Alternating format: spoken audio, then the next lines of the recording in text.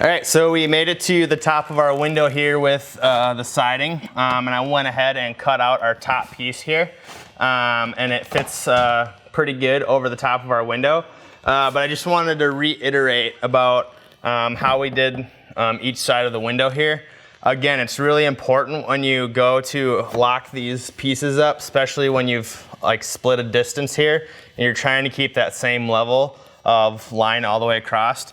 When you push these up, just push it to where it stays and nail it right there. Don't try to push these up and down because they act like an accordion. So just take your time and push it right to where it stays and then nail it. And then you'll be able to line up nice and well whenever you get to the top of the window here. So we went ahead and cut our top piece here and we're ready to stick it in place here. One quick note about these pieces that go over the window. You can, whenever you cut, leave a little bit extra room here because you're gonna have to be able to get this down over the starter strip of the previous piece, but you don't wanna take too much room off. So I took just enough, and with being able to push this piece up and then this piece over it, there'll be plenty to be able to get that up and over. They also make a tool called an S-hook, which is very helpful in situations like this. But you just want to take your time here and make sure it's completely over that strip. All right, we got that side into place here. We'll move over and do this side here.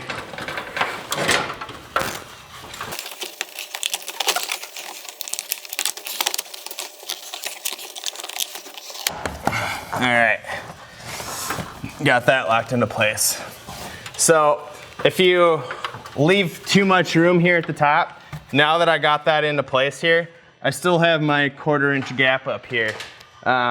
If you left too much room in there, then you might run the risk of accidentally showing the wall behind your siding here up at top. So try to keep those cuts snug. And again, if you need to use that S-hook tool, to be able to pry underneath here and get that into place, you can. So went ahead and now got this into place so we can nail this one off just like the rest. Okay, so we got our first two pieces past our window here, and now we are getting to the part with the gable edges here. So we're gonna have to make a couple angled cuts now on both sides. And the best way to do that is to know your pitch. Again, we have a 12-12 pitch here. So we know that that angle is gonna be a 45-degree angle. And to get your measurement, what you can do is you can just measure from long point to long point, and that'll make a little bit more sense here in a second whenever I lay this out. But basically, we're gonna hold at where the long point would end up and measure across the bottom here. So about right there to about right here, we got 90.5. Just kind of double check our measurement here.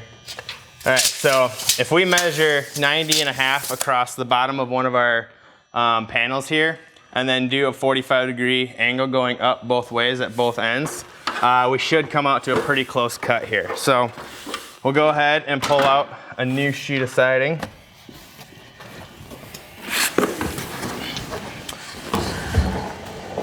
Bring it out here so we can work on it.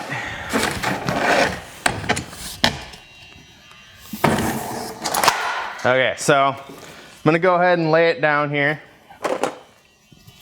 Take out the tape measure. I'm gonna hook on the end, come out 90.5, which is right here.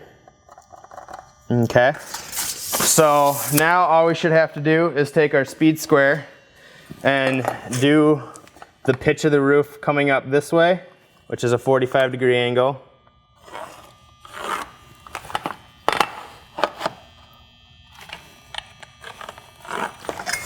And then do the same on this side as well.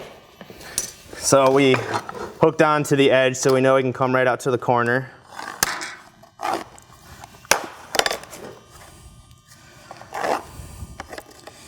And then we'll go ahead and cut these angles.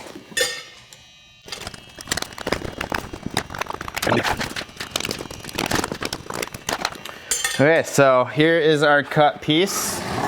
And if we cut this correctly now, we should be able to come up top.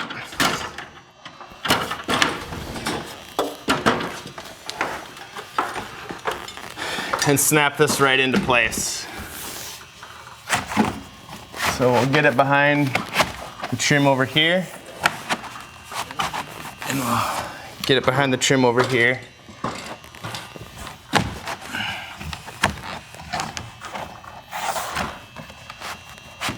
All right, slide it so it's in the middle of the groove. And it looks like we got good coverage over there and we got good coverage over here.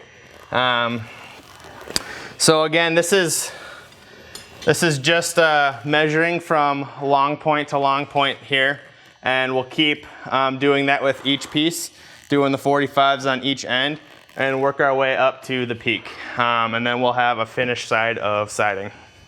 Okay, so with installing this last piece here, we've reached the top of our gable. We have our last piece cut here. The one issue with this piece is we've basically cut off all of our nailing flange here. So what I like to do is I just go ahead and install it. But you don't want to just rely on that bottom edge that clicks in. So I usually go ahead and put one of these trim nails in. It's the same trim nails that we use for our soffit and fascia. And I'll just come right in the peak here. It's very unlikely that a lot of water will get up here, so one little trim nail won't hurt.